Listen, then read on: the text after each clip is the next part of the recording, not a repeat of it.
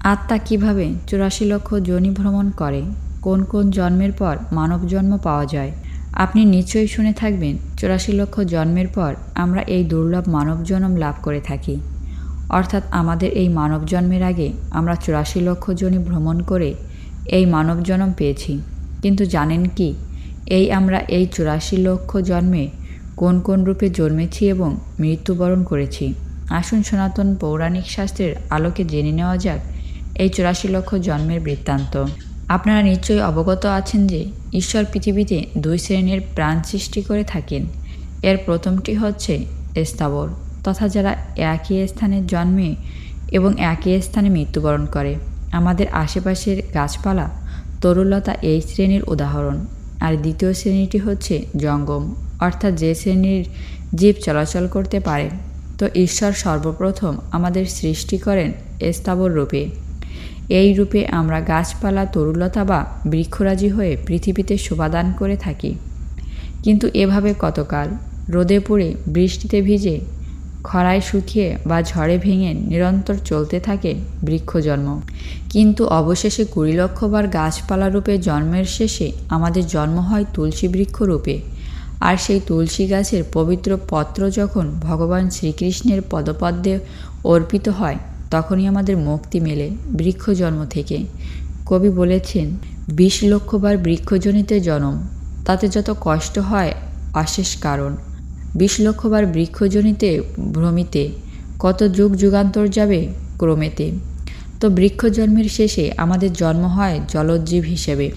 এই পর্বে আমরা কখনো মৎস্য, কখনো কূর্ম ইত্যাদি রূপ পরিগ্রহ করতে থাকি ঈশ্বরের কৃপা লাভের আশায়। কিন্তু এভাবেও বা যাবে আর কতকাল? অবশেষে আসে মুক্তির সময়। 9 লক্ষবার জলজ প্রাণী হিসেবে জন্মের পর আমাদের জন্ম হয় শঙ্খরূপে।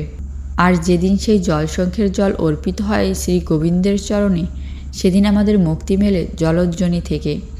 তাই কবির ভাষায়, মৎস্যের কূর্মে 9 লক্ষবার জন্ম হয়, ভ্রমিতে পাড়িতে জীব কত কষ্ট পায়। 9 লক্ষবার জন্ম হয় ধীরে ধীরে, ঘরবাড়ি ঠিক নাই যথাযথা ফিরে। জলজ্জনি থেকে তো মুক্তি পাওয়া গেল, তবে কি এবার মিলবে মানব জনম? না, এবার আমাদেরকে জন্ম নিতে হয় কীটপতঙ্গ রূপে। কখনো মাছি, কখনো মশা, শুয়োপোকা, কেঁচো ইত্যাদি রকমের কীট হয়ে বারবার জন্ম আর বারবার মৃত্যু। আর এভাবেই কেটে যায় আরও 11 লক্ষ জনম। কীট জন্মের শেষে জীবের জন্ম হয় মৌমাছি রূপে। আর সেই রূপে আমরা মধু সংগ্রহ করে জমা করি মৌচাকে। এবং যেদিন আমাদের সেই সংগৃহীত মধুর একটি ছোট্ট বিন্দু রাধা মাধবের ভোগে অর্পণ করা হয়, সেদিনই আমাদের মুক্তি মেলে কীটজনি থেকে। কৃমির জন্ম 11 লক্ষ ভ্রমিয়ে বিশেষে, 10 লক্ষবার পক্ষীজনি শেষে। তো কীট বা কৃমি জন্মের পরে আমাদের জন্ম হয় পক্ষীকুলে। কত শত হাজারো পক্ষী হয়ে আমরা বিচরণ করি অন্তরিক্ষে। তবে এ জন্মেও কখনো সর্পের ভয়, কখনো তীব্র ক্ষুধায় খাদ্যাভাব, কখনো ঝড় জলে নির্ছিঁড়ে পড়া ইত্যাদি রকমের যন্ত্রণা সহ্য করতে হয় আমাদের। তবে হ্যাঁ, অন্য জন্মগুলোর মতো এ জন্মেও শেষ আছে। 10 লক্ষবার পক্ষীকুলে জন্ম হওয়ার পর আমাদের জন্ম হয় ময়ূর রূপে।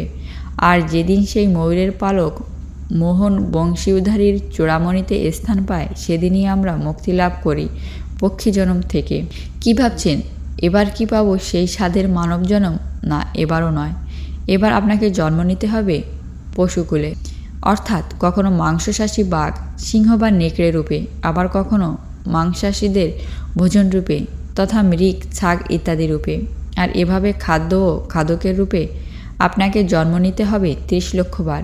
এরপর একদিন শ্রী মধুসূদনের কৃপায় আমাদের জন্ম হয় ধেনু তথা গরু রূপে।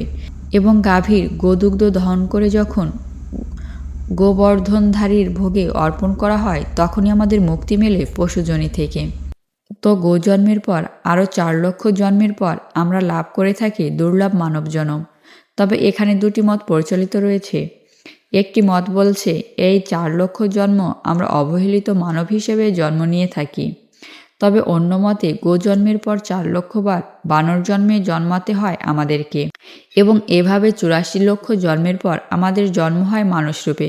তবে মানবকুলে জন্মলাভ করার পরেও যদি আমরা আমাদের আত্মাকে মুক্তি না দিতে পারি, তাহলে আমাদেরকে আরও এই 84 লক্ষ রূপ পরিগ্রহ করতে হয়।